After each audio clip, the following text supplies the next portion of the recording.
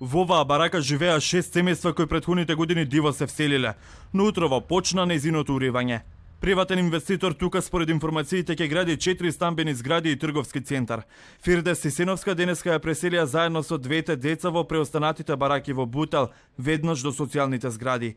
Таа е потресена, зашто вели ова не им е прво иселување. Социјален стан сте побарале? Сме балеле, не ни даделе. Зошто? Не знаеме, вика таму, вика што кажи социјално кој зимва, тоа можеме пред ние не можеме вика да ви направиме ништо. Мои се, да. Двете се мои.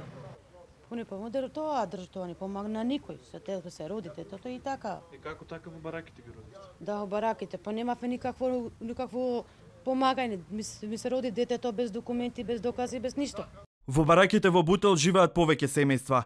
4 дена велат се без вода, тоалетот им е заеднички. Во просториите се шири непријатна миризба, има мувла влага.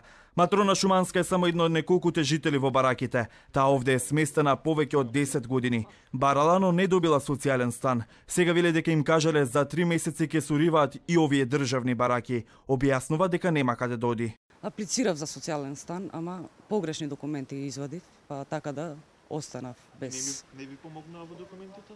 Не ми помогна, не. На пато сум спиела, ми помогнале регали, кревети, исхрана, работа немам.